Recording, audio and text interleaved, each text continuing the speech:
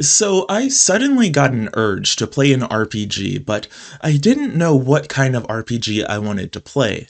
I have a really big backlog, like most gamers do, so I have RPGs from 10, 20, even more years ago that I've been interested in and wanted to play, but I've also got games that I bought very recently and I didn't even start up in general. But recently, there's been a game that has been on my mind and something I've been redabbling in the last few months, and that is Final Fantasy. I've been on a bit of a Final Fantasy kick recently, and I played Final Fantasy II for the very first time to completion, which I actually quite enjoyed. Rebirth is something I played over the holidays, and it completely burned me out on that spiky-haired jerk's cast and characters and world. And I've even been buying the TCG, and no, I don't mean the Magic the Gathering cards, the actual Final Fantasy TCG that has existed for like the last 15 years, which no one talks about.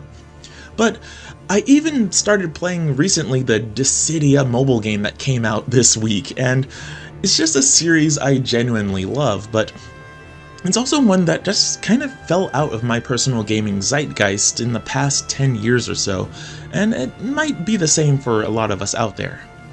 However, since I recently revisited the PS3 era with my Dynasty Warriors Gundam retrospective, there was one Final Fantasy game in particular that kept staring at me. Her long, serious gaze assaulting my soul as if it was her focus, so to speak. Okay, that was really bad writing, but I can't really think of a transition phrase for this, so basically, I wanted to replay Final Fantasy XIII-2 in particular, but then I realized, on Steam, I have the entire Final Fantasy XIII series, and I've never once played or installed them in general. So it was time to correct that. Even though I've played through 13.2 once before, the finer details of the plot, characters, gameplay, and story are all shadow of a memory at this point for me personally. So what better primer than to replay Final Fantasy XIII? The game that started it all for us, with Lightning's wild ride that spanned the entire PlayStation 3 generation, some real-world cross-collaborations, and more. This game is often maligned for a lot of people, between reviewers, fans, critics, and so on. And you just constantly hear that this game is not very good, but I remember it not being that bad. I really wanted to sit down with Final Fantasy XIII now that all of these years have passed, now that I'm more mature, now that my gaming tastes have refined and settled a bit more, and take a real look at what makes Final Fantasy XIII the game that it is, to see if it's any decent or if it's just really as bad as people say it is. Either way, sit back, relax, and join me in this Final Fantasy XIII retrospective. For my younger viewers out there, believe it or not, but Final Fantasy used to be one of the most prominent and earth-shattering releases on the gaming calendar when they released. You know how everyone's trying to get out of the way of the next GTA? Well, this is what Final Fantasy used to be. In the PS2 era alone, it had 3 massive releases. 10 was a massive hit that essentially was universally praised. Like, on a level that Square Enix at the time could only dream of coming off of a much widely loved PlayStation 1 run. 11 mixed things up and split the fan base a little bit inherently due to it being an MMO, but it was one that I personally was absolutely obsessed with in high school. And then there's 12, which returned to my personal favorite setting of Ivalice and brought with it a visual style that still holds up to this day, and not to mention the immaculate voice acting on a level that we just hadn't seen in gaming yet.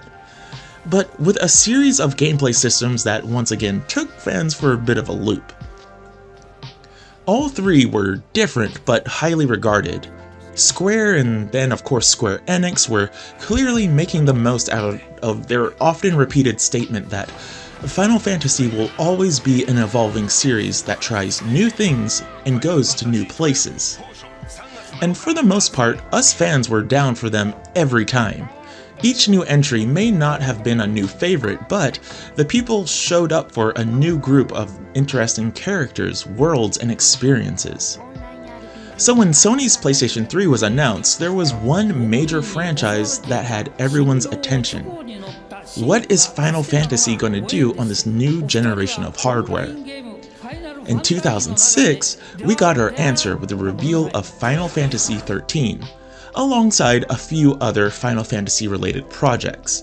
And I don't want to get into the weeds too much about this, but there's lots of Final Fantasy XIII adjacent products, because that whole nonsense is, well, nonsense that could be a whole video into and of itself, with Agito, Versus, the Fabula Novella Crystallis, or whatever it was called. But let's just say that Square Enix was going all in on Final Fantasy XIII and what it was, or potentially could be. Needless to say, the hype was off the charts for 13. Its bombastic reveal that mixed pre-rendered cutscenes and supposedly in-game assets were really selling this new adventure to be the biggest in the series yet, featuring a new protagonist that was definitely going to rival Cloud in awesomeness. While there were some hiccups along the way, such as Square Enix saying their infamous "HD towns are hard" line post-release, no one was suspicious about 13 in any way whatsoever leading up to launch. Thanks to some awesome trailers and a quick but very sought-after demo that came with Final Fantasy VII Advent Children, if anyone remembers that core memory, I can't really stress how much people were just excited for Final Fantasy XIII. This was the gaming event of the late 2000s that everyone was transfixed on. Even Square Enix themselves were pulling out all the stops with this game, with its very overhyped ad campaigns, collabs, and bombastic amounts of assumptions that this was going to be a universal hit on their hands. And let's face it, their PlayStation 1 and 2 run really let them do it. Not to mention the trailers that led up to this were pretty great. That Leona Lewis trailer is, come on, just really good stuff. But 3 or 4 years later, after that initial Final Fantasy XIII trailer dropped, we got the game in our PlayStation 3s, and surprisingly on 4 discs on the 360. Which some people were really mad about at the time because, you know, console wars and whatever, but then people started playing it. And both longtime fans and a new wave of players had to check out what was the most hyped game of all time, or at least within that year. Something happened almost immediately though. A weird amount of backlash and an air of unsatisfied players started to crop up. Now, this was right when streaming games was starting to really take off, and I definitely checked out more than a few streams coming up to launch. And remember, at this time the 360 was well and truly hacked at this point, so lots of people who were playing it like a week or two early and swearing they got it from a legit mom and pop store, it's all a bunch of nonsense at this point. So this really opened up the floodgates to people who may or may not have been into RPGs or Final Fantasy in general, having their opinions blasted out there as feedback for the newest entry in this series. Hallway Simulator, Auto Battler, Hope Sucks. These were all phrases that were constantly paraded around at the time of launch, but for me personally, I was just happy to play my next entry in the Final Fantasy series, a franchise I really liked. And I remember being well and truly, yeah, this is okay. But it didn't stop me from absolutely putting in dozens of hours into this game, doing the side quests, replaying it at least one more time to figure out what the heck happened, and to find out truly if Hope did indeed suck. It was a game that did not particularly do anything to make me hate it, but it definitely didn't do anything to make me love it either. But there was a weird discourse around this game. In my opinion, Final Fantasy XIII was fine, and that's all it needed to be. But still, the air around it was weirdly hostile, as if the lack of universal praise was somehow a big gotcha moment for gaming and Final Fantasy in general. But time moves on, and Square Enix have continued to make Final Fantasy entries, which have only somehow made it to 16 After 17 years after this launch, just doing that math now just made my brain stop a little bit. And the games have since become, if not more divisive, just as divisive. 14 is a full-blown MMO, which means some people just simply will never try it out. But it is also one of the most praised and most played in the world. It's like top 2 or 3 or maybe even 1 at this point. And it might be in a slump a little bit now thanks to its last expansion, but I'm not really involved in the 14 world, so I can't really comment on that too much. 15 was our first open world adventure, and I personally hate that game. It's the game that made me realize I do not like most open world games. And somehow that game also fell off of the truck of 13 in a lot of ways, but we're not going to get into it like I said. And then there's 16, an epic adventure with really crazy high quality crazy moment boss fights, but an absolutely awful story that I might need to replay at some point because I don't know, it's a fun game but not a good one in terms of story. So, all of that said, let's jump into the game proper to see what Final Fantasy XIII is all about. I recorded a lot of footage, so hopefully I will do it justice. We're going to cover all of the major moments, how the game evolves over time, how I was feeling as I ran through it for another third playthrough in my life. I want to look at this game as a Final Fantasy game and as a product of its time, but also to see if it simply holds up today, and what maybe a potential remaster of this game could look like, because I didn't really plan this out, but apparently I started my playthrough around the time that this game launched in North America, or I think in North America, right? And there was a tweet by Square Enix of Lightning, and a lot of people was like, oh, the remaster rumor mill has started up again. So the timing was good on my part, I guess. But yeah, I just want to see if this game simply holds up today and what it is that makes this game so maligned and why some people actually really like it. I'm not here to defend it or try to make it look more than it is, but I just want to take a look at this game as a normal video game review that may be great or maybe is kind of, it's fine.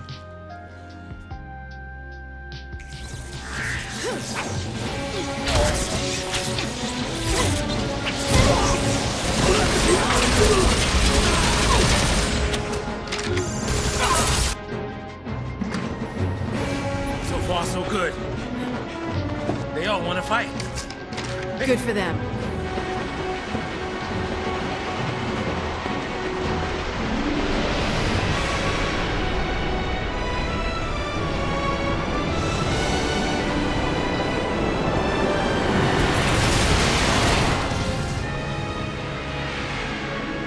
Final Fantasy XIII begins with a really bombastic pre-rendered opening. It reuses a lot of the ideas teased in that initial announcement trailer, which actually, much to my surprise, I really enjoyed.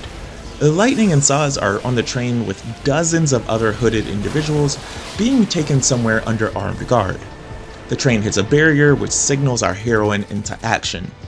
Lightning makes short work of the guards and sets everyone free, but clearly this isn't her main goal, as she ignores the riot resulting from the prison break opportunity that she created. Jumping out of the crashed train leads to our first battle with something that is definitely not the guard scorpion. This tutorial is our first taste of the gameplay, and it's one that often sticks with people just because of how epic it is and how the visual fidelity of the game just shows up on full display. You immediately understand how good this game just looks overall. Now, I should say this because it's important. I'm playing on PC with a number of mods installed, not only to get this game running on a modern hardware system, but to also just make it look a bit smoother too. HD texture mods and all those things that I got from the community really make this game look as good as you kind of remember it looking back in the day, without overdoing it, I should say. It looks significantly cleaner, but nothing on the level of like a full remaster treatment most likely. Either way, our first taste of gameplay extends from this tutorial for essentially this entire first chapter. The immediate thing I felt about the combat was, oh yeah, this is pretty boring at first. That isn't to say the situation itself isn't interesting, just that the combat's first impression, after the first few battles, isn't. Instead of choosing commands directly, 13 employs a literal auto-battle system that chooses the best options for any moment and fills them in for you. Once that ATB bar fills up, that chain of commands plays out.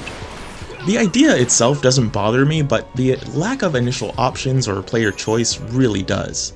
With only 2 or so attacks to see play out, it's a pretty hands-off affair right away. No magic, no abilities, no items like grenades to throw at the enemy.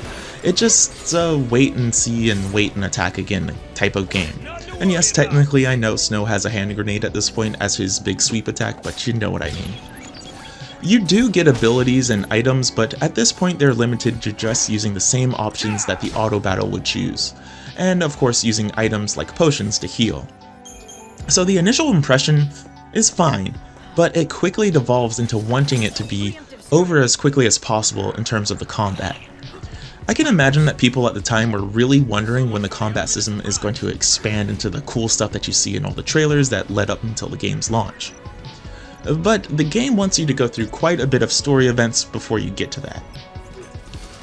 Lightning and Saz team up to cut through a variety of soldiers along their way. Lightning is revealed to be a Sanctum soldier, or was, hence her prowess in combat and cool demeanor in this chaotic situation. We also learn that she's here to stop the Purge, the deportation of all citizens within an area that came into contact with something called a Pulse Fal'Cie, or the people that were simply in the area when it arrived. Why? Well, we're not given that information immediately, but before we find out, the game switches over to our other protagonist, Snow. Snow is the leader of a rebel group called Nora, and you immediately get the understanding that he's kind of an idiot and all talk. Likely never been in an actual life or death situation until this time. Still, he and his group of friends are out to stop the Purge as well, taking up arms against the soldiers who seemingly have orders to simply kill anyone who resists. With some encouraging, Snow recruits many of the civilians along the way to fight alongside his group as they try to progress through the fighting. One woman in particular stands up to join him, also named Nora, and yes, this is well before the whole Batman vs Superman thing, but it's equally as silly. I actually kind of like this moment personally. She knows she's got to do something to help her kid get out of this crazy combat situation, so she too takes up a weapon to fight back. She actually tags a dropship of all things, and I'm just like, whoa, good for you, lady. And we get this really cool, but extremely iconic and memed line, "Moms are tough." But sadly, right after she says that, she's killed by an explosion in front of her son, Hope, and the mysterious Vanille, our other key characters. This is when the Pulse Fal'Cie enters the area, being transported by the army to be destroyed. This turns out to be the goal of all of our characters, to board that Pulse Fal'Cie and encounter the mysterious god within. Up until this point, you can occasionally hear them use the term Fal'Cie and Lassie. And this is one of the major pain points I and basically everyone has with this game's plot. Final Fantasy XIII loves its universe jargon a lot. Like a lot. And it's not explained at all within the context of the story moments or visual presentation. You do eventually see these things, but you've been hearing it so much before then that you just get it jumbled in your mind and you're just like, wait, which one is which? I don't exactly understand. And it's just not helpful that they sound so similar and they're just used so often in the same conversation. It's just really bad story writing on Square Enix's part. Isn't it? This is where the game's data log system comes into play. Rather than simply explaining things through the confines of the story, you get it through these data logs. They are multi-page summaries of events, characters, backstory, terms, and so on. This obviously isn't the first time Final Fantasy has done something like this, but even if you read them, you'll still be thrown for a loop since you're not given the full context or scope of what's going on yet. That immediate feeling of, I seriously don't exactly understand what's happening is one of the major complaints about the game and its plot. Fal'Cie, big machine god? Lassie, human slave, does bidding, maybe. The game could clarify this in a more simple way, but it basically never does, so I remember spending a lot of time in my first playthrough really lost as to what the heck these terms exactly meant. But time and constantly arguing about it on the internet just really helped equip me to understand what these terms meant this time around immediately. Anyway, the game swaps between the separated groups multiple times as they head towards the big fal'Cie, Anima.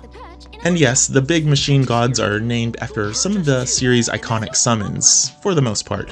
But you wouldn't know it because you either have to look at certain data logs or boss battle info to understand that.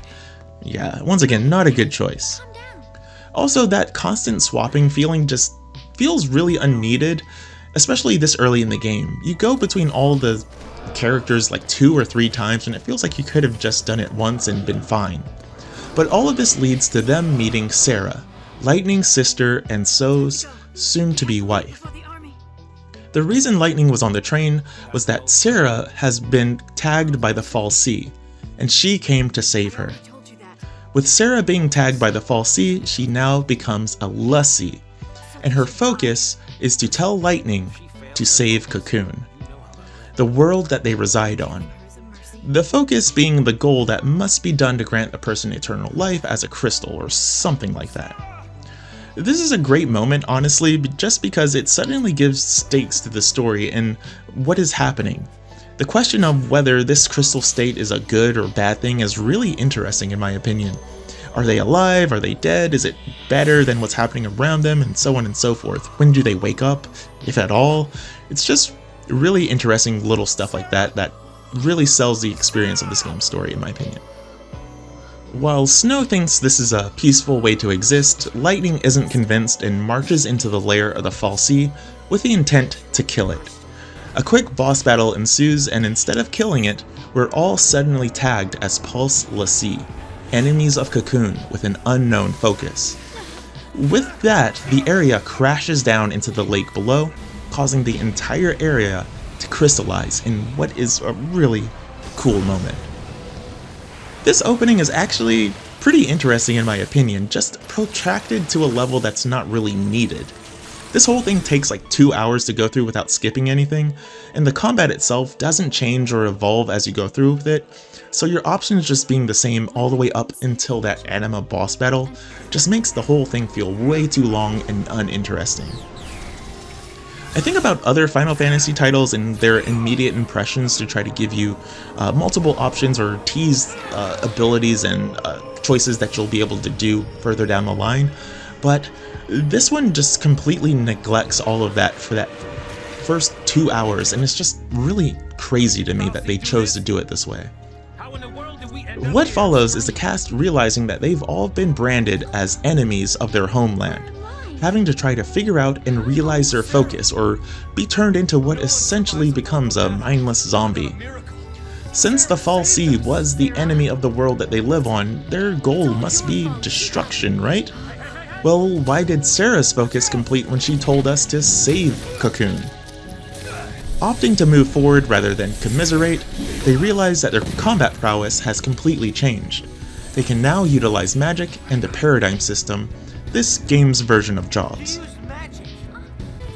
Navigating the crystallized lake is honestly a pretty neat concept and just how it looks, and really lets you feel the effort that the developers were putting into this game to have it have interesting cinematic fantasy moments, but it's also around here where you start to feel that initial criticism. Hallway simulator. The first area, it made sense. It's train tracks, of course it's a straight line. But this one though, while not as straight, the overall area is really linear with the only option to move forward and a teeny bit of side distraction without ever losing the main path. This will turn out to be how a significant majority of the game is actually laid out. At first, I honestly didn't really mind this. In my mind, it's essentially how most dungeons and RPGs play out. There's simply one main path that leads to the next goal. Occasional side paths are not too long, but offer minor rewards, you know, video game stuff. But here, I get the reason to criticize it. Final Fantasy XIII takes this approach way too far. There's not much interesting side things to be interested with or interacting with. They don't offer unique rewards, they don't have things that could be totally missed, no secret enemies, no story moments. You simply just push forward.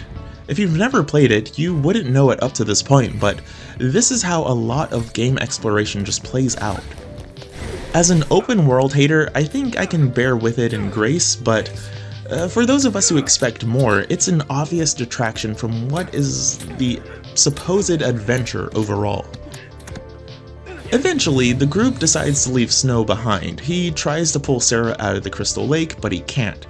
His frustration triggers his Eidolon to appear, one of the many terms that Final Fantasy uses for summons. His is Shiva, and this time around she's a transformer. And I actually like these quite a bit. I know it's probably surprising that a mecha fan likes the mecha summon motif that this game has. These fights are pseudo-puzzly, and they need to be beaten before the doom timer runs out, but only certain actions do enough damage to the boss. In this case, Snow needs to defend with his sentinel role. Once she's down, Snow is captured by one of the military factions, and we're introduced to everyone's favorite Final Fantasy XIII character, Fang. A really cool character who seems to be not too overwhelmed by the situation around her. I wonder why. Meanwhile, the rest of the cast is battling their way towards an abandoned ship, using it to escape the area and hear a proclamation by the Pope, the Primarch of the Cocoon area, Daisley. He claims that the purges are needed and that the cast will be hunted down before they can do any harm to the citizens. Seems like a real upright guy if I do say so in this Japanese RPG that definitely won't be a frame for a religious evil leader, just saying. The opening of this game is quite long, and like I said, it's from here on that a lot of the core elements start to come into play, and the game settles into what I would call a more consistent rising tension of gameplay mechanics and just story beats.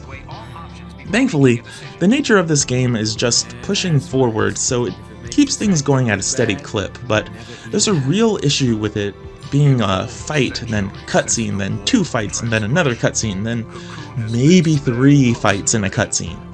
This game loves that so much that it's kind of amazing, but they did say that this would be a cinematic adventure, and granted, it's nowhere near the level as the egregious Metal Gear Solid 4, which is getting a remaster or re-release or whatever they're doing to it pretty soon, so look out for that when it comes out. The Crystal Lake is where this game's base form of gameplay really starts to take shape. The paradigm system unlocks, letting you choose roles for the characters you use in battle. Things like buffs and debuffs become important to the combat mechanics, and just doing other elements like staggering enemies also is important too. The Crystarium, which unlocks, is definitely a simplified version of the Sphere Grid, but the basic freedom of choice for the combat mechanics and overall gameplay starts to be seen. Personally speaking, the Final Fantasy XIII combat system is one of its more interesting points, but this early on the ideas are not fully fleshed out in any kind of way, but you start to see the momentum of it and the core concepts coming online.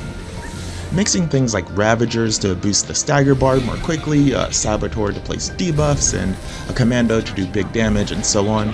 As an old school MMO head, I really dig stuff like this having tangible effects on the combat mechanics and ideas. But you might be wondering, why haven't I mentioned the characterizations much at this point? Because honestly, there weren't that many up until now.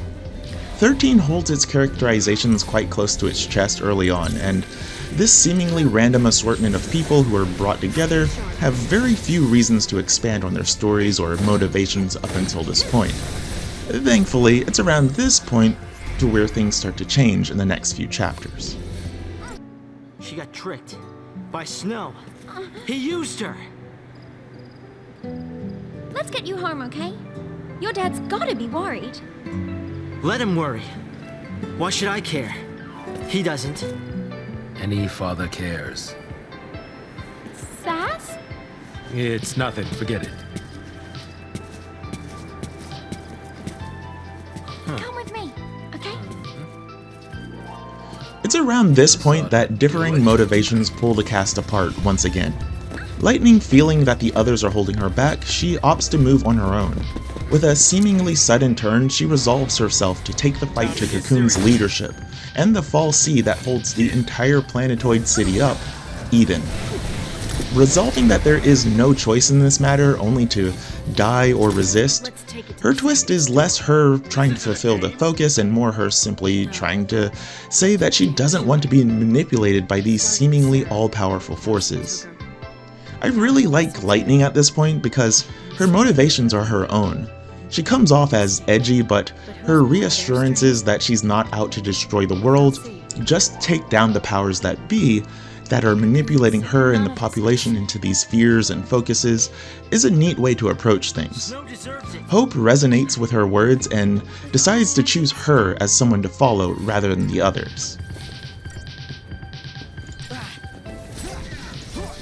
Hope pushes himself to learn how to fight and become tougher at this point, looking to Lightning as a sort of mentor and big sister, but she's clearly pretty reluctant about it. At some point she gets really frustrated at this idea and it triggers her summon Odin to appear. But once it's dispatched, Lightning calms down and lets Hope follow along with her even more. At this point, the game shifts over to Saz and Vanille, who are also navigating the same area, deciding to go the opposite direction but with no goal in particular. It's about this point that the upgrade system comes online, and the idea of just upgrading your equipment and items is pretty simple.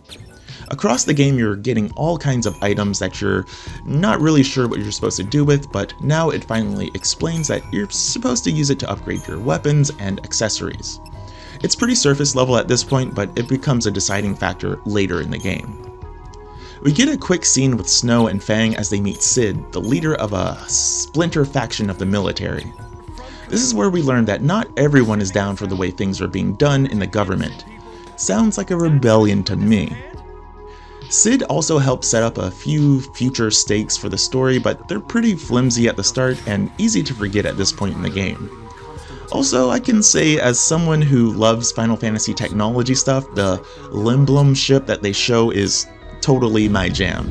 This thing looks awesome, and it really just sets up that Final Fantasy XIII does a lot of subtle world building in its cutscenes with its technology and showing how ships work and how they dock into each other and take off and stuff. I just love stuff like that.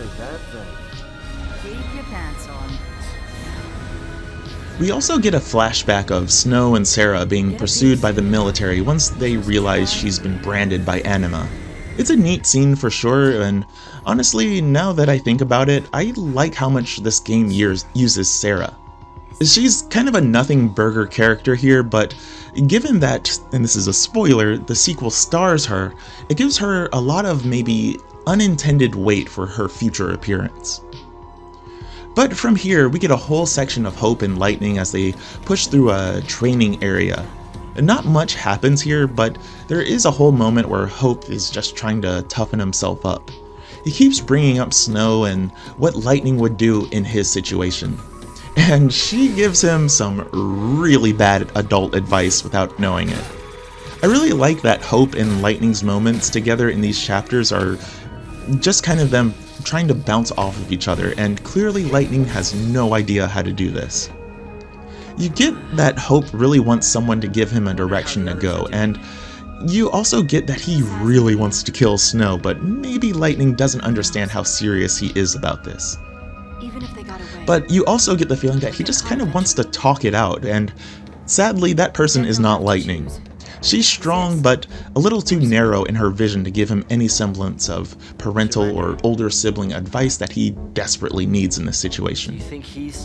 But once again, we switch over to Saz and Vanille for perhaps my favorite looking area of this game. We actually see this area in the initial reveal of Final Fantasy XIII, but rather than Lightning, we get these two exploring it. I also really love these giant jelly enemies. I haven't mentioned it yet, but I just really like the enemy designs in this game overall. They hit that iconic design that's recognizably something from Final Fantasy, but also they're just unique in their version of it. There's tons of details, and the blend of organic and cybernetic elements that some of them have is just really interesting. Either way, this is where we get some of the bigger, more interesting reveals of the game. Saz's son has become a lessee, and it was caused by Vanille and Fang. Saz, despite being one of the oldest, obviously has the most stakes in this situation. His young son is branded, and he himself is a ticking time bomb as well. And he can't just really deal with it. He has no idea what he should be doing in this situation at times like this, and ponders a fairly dark idea that maybe he should just take himself out instead of being a burden to the world. Vanille talks him down, but it's clear the idea is still mulling around in his head. Vanille too starts to reveal that her quirky silliness is more of a defense mechanism than anything else. Unlike the other characters, we actually do get a few insights into her thoughts that makes me wonder who the lead character here really is. She wants to tell others various things, but chooses to stay silent out of fear of their reaction. I don't know, I personally really like the reveals here. The moments between these two are some of the more interesting ones, and they're just better written than most of the other story drops that we get in this game. The underlying tension between them is just great all around, and the conversations give a lot more insight into what the people of Cocoon feel and how they live, which we don't really get up until this point. Saz openly says that the blind hate and fear that Cocoon seemingly pushes onto the population for its enemies seems suspicious to him. But he can't really help but hate them given his kid's situation and how he was dragged into this for no reason. The relationship between these two has a lot more weight and care than Hope and Snow's, for example, which we continue on with soon. We join back up with Lightning and Hope as they find themselves infiltrating Hope's hometown in the hope that they can make it to his house. But it's also in the process of being locked down and purged, knowing that they're in the area. Their goal to make it to Hope's home so he can talk to his dad is really interesting because it feels simple and stupid at first, but you have to remember that Hope is indeed a kid, and it's important that he talks with his last remaining parent, given that the situation is that he will either turn this crazy zombie monster or do something that will turn him into a crystal for who knows how long. It's this area where we get maybe my second favorite story moment of the whole game. Under the town lies a food factory that is under control of Carbuncle. It doesn't react to their presence, but Hope and Lightning decide, hey, maybe we should destroy it since that's what everyone would expect us to do. This is obviously a joke and they decide not to do it because making everyone angry at them probably wouldn't help the situation. But it also helps Lightning finally understand that the Fal'Cie give food and shelter and whatnot to all of the citizens of Cocoon, just like their pets. It's this moment that basically triggers Lightning into a oh crap, you're right moment. The whole thing has just been manipulation, and she goes into an almost panic mode realizing this, and the fact that she's been egging Hope on with some really bad advice up to this point, and she tries to talk him down, but it's obviously a bit too late. His mind is made up. He's gonna take revenge on Snow. Like I said, I really like this story-heavy section of the game. It's finally at this point where we kind of start to understand how this world is, how it works, and what kind of place it is. Up until this point, you don't really get much of it other than the data logs, and that's just not an interesting way to convey this stuff. Light, as she likes to be called apparently, and Hope are then ambushed by the military, only to be saved by that big dumb idiot Snow and the very awesome Fang, with the aid of the rebellion faction of the military that they're suddenly joined by. Light pushes Hope onto Snow with hopefully the intent to make them talk it out instead of fight it out, while Fang joins her on her little side adventure. It's at this point where both sides have to fight their way through the town, but eventually Hope and Snow stop to take a break and hash things out. Snow obviously sees that people are getting hurt and he actually has some real emotion about it, but Hope really just wants him to understand that people are getting hurt and what you're doing is not okay. This triggers Hope to unintentionally attack him, and seeing Snow right there vulnerable, he decides to approach for the final blow. This is when they're both attacked and they fall off a ledge. Snow immediately protects him, saving his life. This kind of resolution to the whole situation is pretty quick and easy to understand, and it's not nearly as satisfying as the Vanille and Saz one. But it's fine enough. You get the idea that Hope is definitely struggling with this situation, and he clearly doesn't want to kill Snow, but he kinda feels he has no choice. Eventually they make it to Hope's home, and he apologizes profusely to Hope's father about honestly just getting his wife killed. It's also at this point where we realize that Hope's father actually does care about him quite a bit.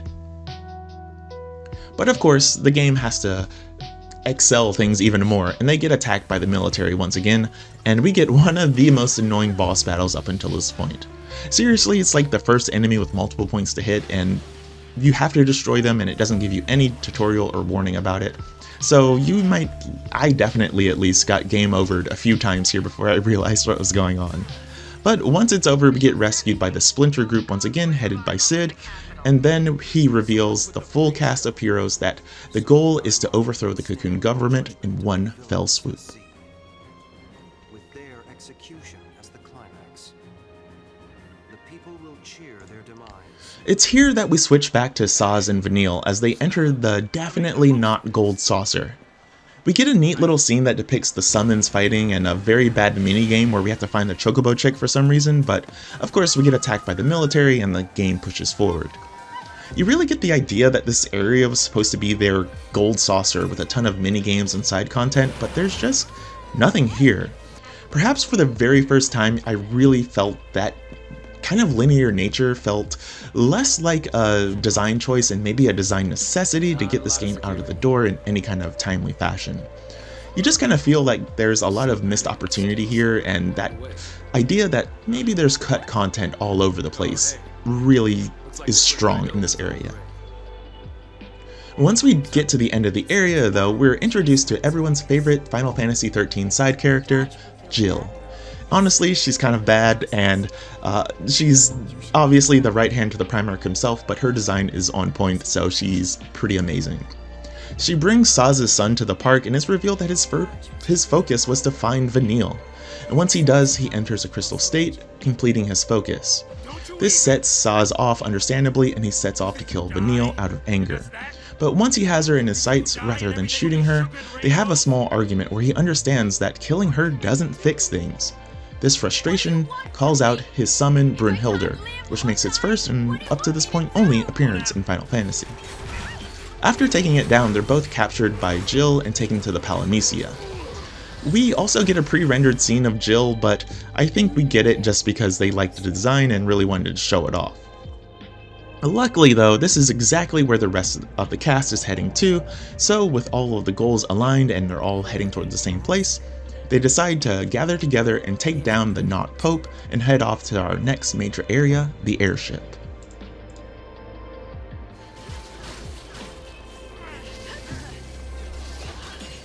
The resulting reveal is that the Pope is actually a fal'Cie and has been part of a greater plot in the fact that they want to destroy Cocoon despite being Cocoon fal'Cie.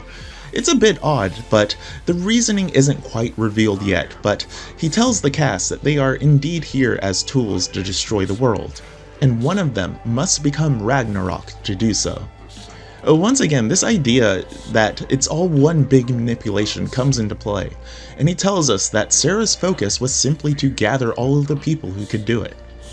He doesn't seem to be lying and gives the party a ship that sets them off into a new part of the world, a seemingly underground training facility filled with pulse weapons to forge their powers into an even more stronger force that would inevitably destroy Cocoon. The finer details of this twist aren't given to us quite yet, but this is sadly about as interesting as the overall story gets. The pseudo-gods of this world want to destroy it, and why is coming later. I actually, once again, really like these chapters as the main thrust of the adventure. We get a ton of character and world building that's pretty neat to see in a game that otherwise doesn't give you that much in the beginning or back end of the game. But I really like this game's overall ideas. It's just a really lopsided affair.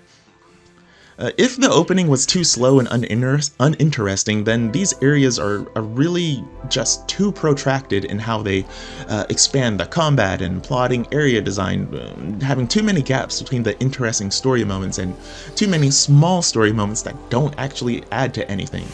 I paraphrased a lot through these story moments. I'm basically summarizing 12 hours of story and chapter gameplay in just a very small amount of time in this section. But this is an RPG after all, and it lives or dies by these story moments, and the overall character moments really pull these chapters along, but I don't think all of them are necessarily satisfying. Just once again, the Saz and Vanille thing, and a little bit of the overall plot elements and how Lightning and Hope are kind of exploring their motivations. Like, those things are interesting, but everything else is just kind of, so-so. The final area of this game's more guided moments is this training facility. It's filled with tons of combat and wants you to understand the mechanics that have been brought about so far. You get a few more sphere grid unlocks, or the not sphere grid is what it's actually called, and it's clear that the game just wants you to be at your best in terms of your combat prowess. The area is not interesting, but you are confronted with Sid at the very end, who has been made a lessee, and rather than fulfill his focus, he arrives to challenge his fate by confronting the party. Once again, it just feels like another character who was maybe tagged as being a little bit more important into the story than he actually is, but nonetheless, he gives us quite a challenging boss fight. At the end, he reveals that his motivation was similar as the rest of our party. He just wants to protect people in the human way without the interference of Eden or the other fal'Cie. It's here that Fang really starts to question the futility of all of this, with every path seemingly leading to their deaths or the destruction of millions of lives. This kind of frustration brings out her summon Bahamut, and this is where we get the idea that the summons are here to guide us towards a goal or putting us out of our misery. It's a pretty interesting concept. But after defeating everyone's favorite dragon mech that definitely looks like a Decepticon, the party boards a ship to Pulse to find more answers. Upon arrival, the game makes its final big shift.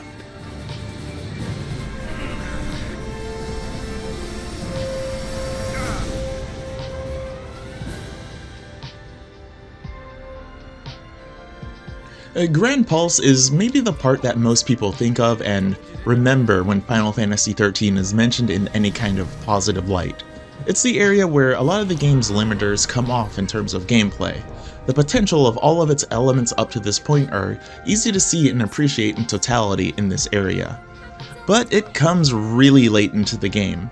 At this point, we're well into that last 70 or so % of the game's runtime.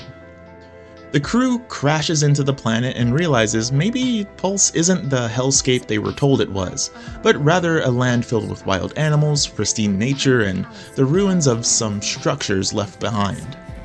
Vanille actually gives a bit of an explanation as to what has been happening so far in the story. She states that the creator of this world made beings known as the fal'Cie, who in turn want to be reunited with it. Thus, they make lessee, human thralls that are hopefully will become powerful enough to destroy them, as they are pre-programmed to not be able to kill themselves or have war amongst themselves to be able to reunite with the creator. It's kind of a simple explanation, honestly, and I'm glad they actually do this. Once again though, those themes of everything being a huge manipulation are a lot more obvious at this point in the story for the larger driving force of the plot's thrust. It's all a bit overwhelming for Little Hope, and he has to confront his summon Alexander. Compared to the others though, it feels like Hope should have had his encounter with Alexander way back near his house, but for whatever reason they decided to not do that. It was really, honestly, now that I think about it, it was really building up to a summon fight, and it just doesn't do it. But with no better options but to move on, the party sets off towards Erba, Fang and Vanille's hometown. The next area is probably what a lot of people think of when they think about Final Fantasy XIII's imagery. Grand Pulse is a huge open field that, by today's standards, is not that big, but it's the only open map that the game has. It's filled with powerful enemies, side quests, chocobo racing, and more. All of the game's extra content is contained within this one big area. It almost has a Xenoblade vibe considering how it looks, and also just because some of the enemies are way too powerful to contend with at first glance, so a bit of careful exploration is needed to progress through the area. The side quests are challenge fights with various rewards, items, accessories, bits of lore in the descriptions, and most importantly, the occasional fast travel point. Actually, that's the most important point given how big this area is. In my playthrough though, I forgot this mechanic exists and made it a pretty significant way through it before remembering that, oh yeah, there is fast travel in this game. And instead of progressing forward from there, I just went all the way back and tried to activate all of the towers myself. A bit silly because in retrospect I could have just gone to the end of the game and then looped back around through a teleport at the very end of the game, but I'm playing the game my own way. There's something like 60 challenges to do, and they are not easy. They really test how well you understand the game and its various system mechanics. I think these side quests are such a memorable element just because the game finally gives you a sense of freedom, but also the progression here is just really feels good to do.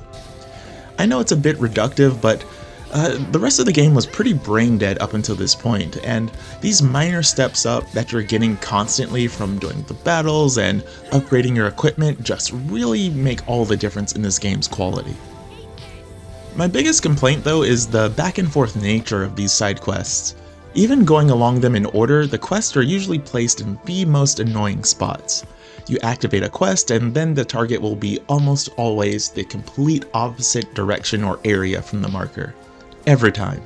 And even with fast travel unlocking at certain areas, they're not always that convenient. But that consistent grind and loop reward is kind of addicting, honestly. The fights here too are really engaging because all of the mechanics are on display. The game really wants you to master or get creative in how it's used. You can't just attack your way through the gauntlet like the enemies before you, really do have to engage with the mechanics. Speaking of, the paradigm system is one that I actually like, especially because of this area. I already mentioned that you get the feel of the dynamics of the roles and how they all sync up and how rewarding it can be even with the auto battle in place, but fighting to take advantage of enemies and your personal buffs and keeping the battle under your control with heals and damage mitigation, it's just really stuff I love. But I get it, the combat in 13 is more about reacting and controlling the situation after something happens, rather than controlling it through the abilities and options that you're specifically selecting.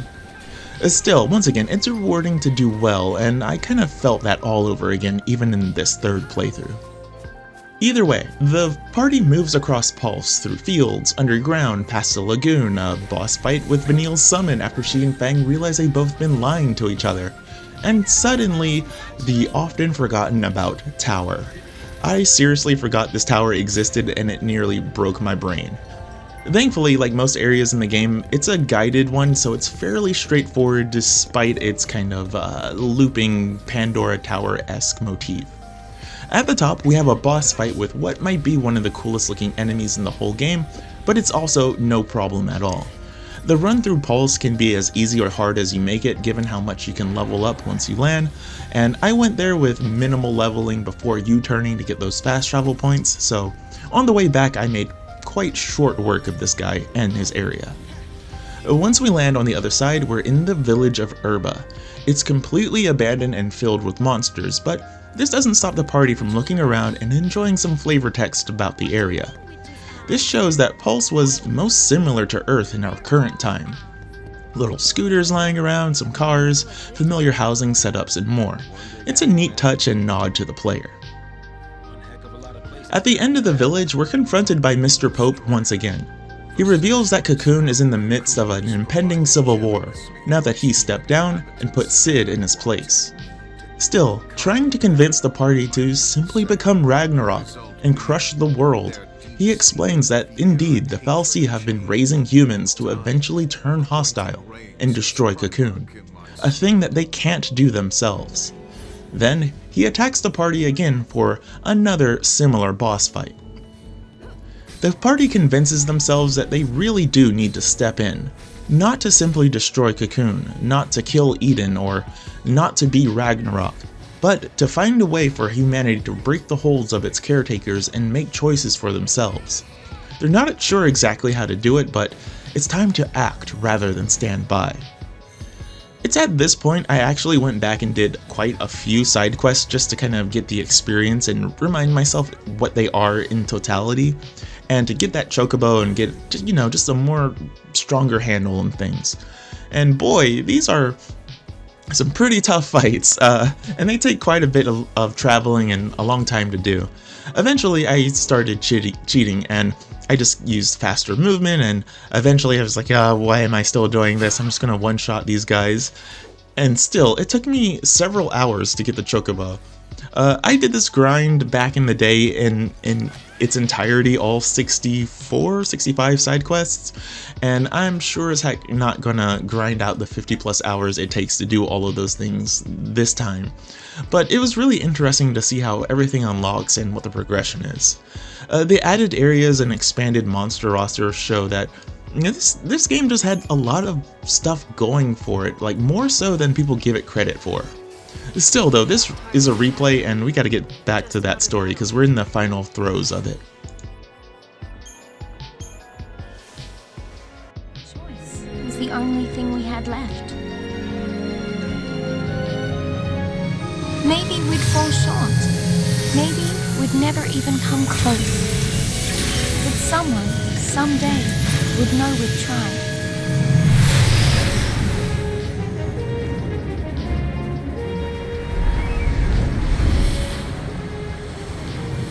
Oh yes, the final section of this game is both really cool and just awful to play through. While not much happens in the last section story-wise, there is a pretty neat cutscene that introduces everything. The crew arrives back on Cocoon in time to see Cid celebrate his new position with a race. That they then crash. This sends the area into chaos as warp gates suddenly open up across the city, unleashing hordes of monsters from Pulse. It's likely Daisley who did this to further sow chaos, but we push through to make our way to Eden's seat of power at the center of the city. While things are getting torn apart, we're taken to Cid's office where the situation with the rest of the Splinter group has fallen apart. Cid has resigned himself to his fate, knowing that he is now a puppet of the fal'Cie. His second in command takes the shot, ending his life as the civil war rages around them in full swing. Those who want to destroy Eden and those who want to keep the status quo, not understanding what the endgame of the fal'Cie actually is. I quite like this area because we actually finally get to have a decent look at a city on Cocoon. The entire time we get to go through the area, but we don't really get a sense of what Cocoon is as a world that we're on. It's honestly one of my biggest gripes of 13. You never get the feeling that you're exactly understanding where you are or how big the world is and how it connects and so on and so forth. We finally get a guided tour of one large area. It's mostly back to its linear nature of things as we push through troopers and monsters with the occasional flavor dialogue from NPCs in the nearby destruction, but eventually we make our way to the lobby of Eden's building, and instead of going directly in, we confront Roche, the leader of the Purge. Actually, we fight him like 3 or 4 times here, and he doesn't even say anything in like the last 2 encounters, just really letting you know that this flimsy, rivalish fight mechanic that we got going on feels like something which is just cut in terms of details. Either way, we finally enter the final dungeon proper, a real chaotic pandemonium situation. There's a ton of tanky enemies here, and the side walkways to reach those last bits of upgrades for your consumable weapons and whatnot, and I actively wanted to stop playing once I reached this area. This final stretch is a nothing burger, and it's so overextended and outstays its welcome that the last few fights I actually turned on one-hit kill just to save my own sanity. I actually turned it on so late that I think there was only like 3 or 4 fights of just generic enemies left, but that was enough to kind of reinvigorate me to finish the last boss. And I'm not even trying to get every item, but just trying to get through this area in one shot while skipping enemies and just kind of leaving things to the wayside just really almost broke me. It just kept extending, and it keeps making you fight the same exact enemies with the same patterns. It just tosses in a couple of random mini-bosses that have no story or character commentary. It just, like this review, it just keeps going. Thankfully, at the end, you get the option to return to Pulse if you want to grind out a few more levels or do those final side quests before the final conflict. We meet Daisley one more time for a quick boss fight that plays out exactly the same as the others. He once again tells us, become Ragnarok. Still, the party refuses, and he reveals the actual reason, once again, that he wants humanity to destroy all of the fal'Cie. They can't act upon their own will, they are being controlled by the Creator. But humans actually do have free will. That potential lets them create or destroy. And upon destruction, the fal'Cie will be reborn with the same freedom that they envy humanity for. Or something to that effect. Either way, Fang volunteers to be Ragnarok over Vanille, and the rest of the cast are actually turned into zombies, making sure that she has enough despair to go through with it. But through the power of friendship and possibility, they all snap out of it. Instead of going along with the script, they defy the boss, and another boss fight ensues, with their final human forms.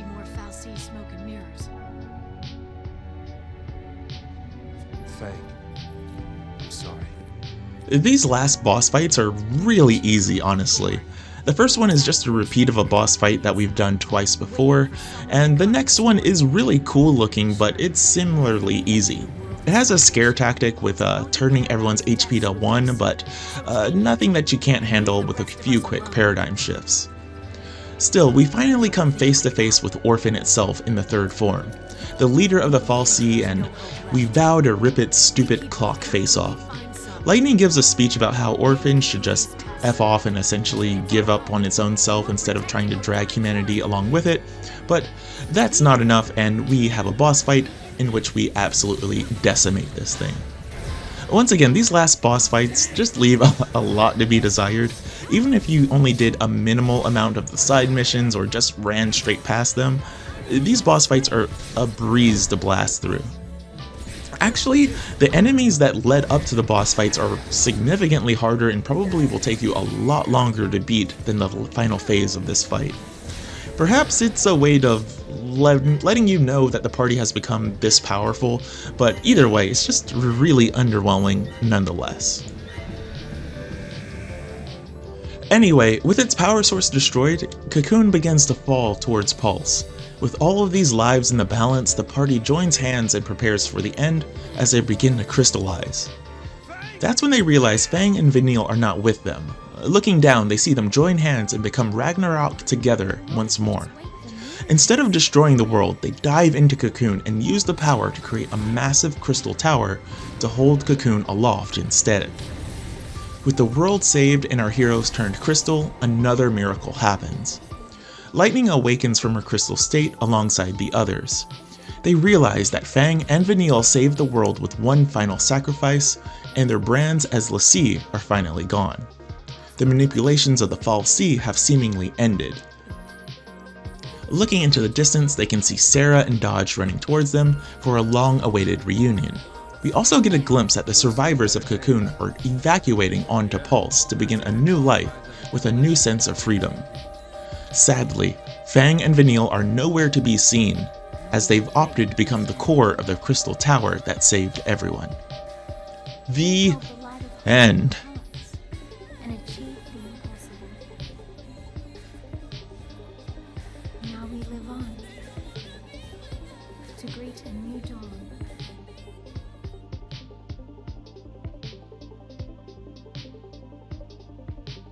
Honestly, this story's kinda whack, and I mean that in how it's portrayed.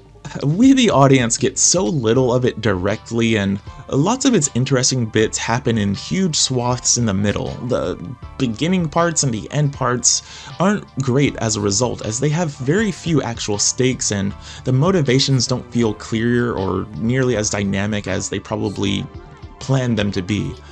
But I really do genuinely love this world's ideas and concepts and just visual design and so on. But it just doesn't land in the ways that it clearly wants or needs to.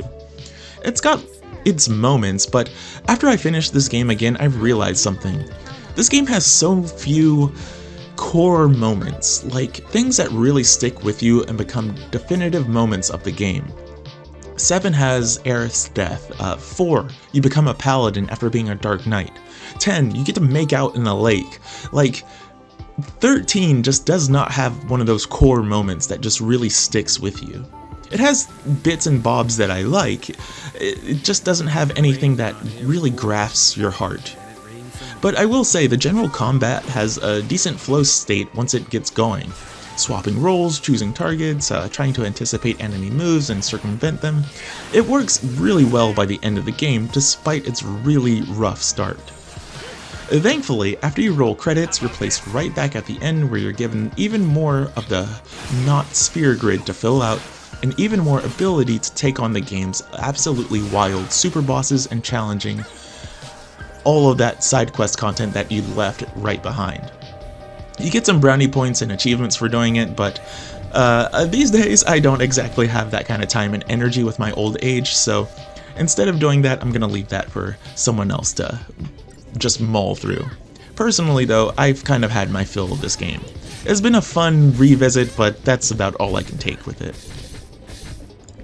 So we're wrapping things up, and I just wanted to break down what my core criticisms of this game are, and I think as someone who doesn't like big open world games, I think Final Fantasy XIII leans a little too hard into the linearity of things.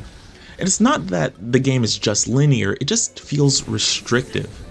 And it's not helped that the pacing is really bad. 13 takes way too long to become interesting and to kind of put all of its mechanics on paper and get them out to you, the player, to understand and utilize. And then there's the story delivery. I don't know if I think the story itself is bad, because maybe I don't think the story in and of itself is a terrible one. But it's just told in a way that makes it hard to follow, and you just have to put way too much effort as a player into understanding what's going on. And then there's player agency. You're just reacting to everything instead of choosing it, especially early on in the game. It just doesn't feel rewarding to play in its early stages, and by the time all of these things come online, you're just kind of checked out, or at least I was. But that doesn't mean this game doesn't do some good things. Like I said, I really enjoy the combat. The paradigm system is rewarding, and it has a really rewarding flow state in most battles, especially after you get to Grand Pulse and even a little bit before that. But especially for the challenge fights, if you're vibing with the combat, the challenge fights really just sell the combat experience in this game. And I didn't mention it enough, or maybe not at all, but the music is pretty great in this game. It is a top tier effort by the music design team of Square Enix. The main theme, the battle theme, they're just great. And the visuals are still really good too. Even using an HD mod, like lots of the visual design elements of this game just really hold up. And while I do think the characters are not balanced, Saz and Vanille's little tiff in the not gold saucer really are just good moments in this game. Sadly, not every character gets that kind of well-written moment, but at least someone gets it.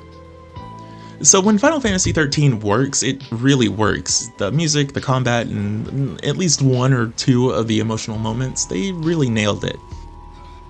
So, just to wrap up, I think Final Fantasy XIII is a bit misunderstood in some ways, but it's also flawed in a lot of real ways.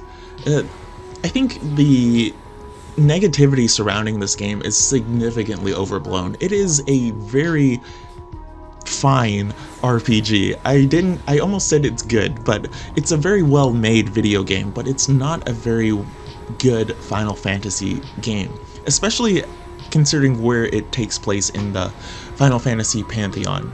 The Final Fantasy series had a kind of reputation up to that point that it could do no wrong. And when we finally got a weak entry, it really felt even more weak than maybe it actually was. Replaying it now, I kind of felt those negative points a lot more consistently, I would say, especially when it comes to the story and how it just kind of, it feels like a 10-minute story that takes 50 minutes to explain. But like I said, its flaws are very real, but I think its positives are also unfairly ignored in often whenever it comes up in conversation. Like we keep mentioning, it represents a turning point for the Final Fantasy series. It does lots of stuff that maybe Square Enix realized, hey, maybe we should tighten this up a bit and we shouldn't do things like this ever again. And then there's other things that make them say, well, there are positives to be taken away from this video game that we can reuse in a sequel, or 2 sequels for that matter. But there's also things that can be elements that we have to be careful of, or things that we can reuse or return to in future entries. And I think that's interesting when you kind of look at it from that perspective. So 13 is not a masterpiece, but I don't think it deserves to be written off in the way that it often is. If you're one of those people who has to play every video game in a franchise, I think 13 will be an interesting experience for you, especially when it comes to Final Fantasy, because it's kind of the low point in the roller coaster when it starts to go back up again, because while I don't like 15, I think it's better than this. So I don't actually score games, I just kind of tell what my feelings are, and if you ask me, I would say 13 is an okay RPG in a series that was only known for greatness up to this point. I think if you asked me where does it sit in the Final Fantasy rankings, I would say it's definitely one of the weaker entries. It clearly is, just in terms of how it builds its world, its characters, how you don't really have a sense of place as you're exploring it. It does things poorly that the Final Fantasy franchise has done significantly better before and thankfully after this. But it also says a lot about Final Fantasy as a series. This game had a fairly troubled development. It seemed to have taken quite a long time to get off the ground. It seemed to have a lot of things that are clearly cut from it. It has a very flawed but fascinating, specific kind of approach to being an RPG of how about we just point forward and nowhere else. And it kind of really nails home that Final Fantasy is really good at letting you look to the side, look back and say, these are really interesting moments and really interesting areas that these are just things that 13 just did not have. And it really, how do I want to say this? It really just nails home what 13's flaws are compared to the rest of the franchise. But in a weird way, this might be one of the most important Final Fantasy games ever made because of this. And I think Square Enix learned a lot of lessons from this game, and hopefully they continue to learn lessons from it. I think if I met someone who said 13 is my favorite in the series, I think I would question that. But I think there's elements here that are salvageable, honestly. Either way, let's wrap this up from now. Overall, I think 13 is better when you accept it for what it is, not what you wanted it to be at the time or what you want it to be nowadays. Either way, I finally finished my replay of it, and this way too long and unnecessary retrospective review of the game, what it was like in the build-up to its launch, what it was like playing it back then, what it was like replaying it now, going over all of the story events in like an unneeded amount of detail, I honestly know, but I really wanted to challenge myself and make a really long form video because I've not really done that before. So this was a interesting and fun experiment for me. I don't think choosing Final Fantasy XIII was the best option, but I got a little ambitious and wanted to try it. But I look forward to more retro reviews, just to look at some of the games of the past that are beloved or maligned. I'm planning to do Final Fantasy XIII 2 and Lightning Returns at some point. Not in this much detail, maybe. We'll see how this video does and what my mental state is while editing this together. But either way, I'm Brian at Valkerion Gaming. Thank you for watching. Please like, sub, hit the bell for notifications and more. Tell a friend if they like Final Fantasy XIII or just curious about the game and want to see a modern take on an old video game.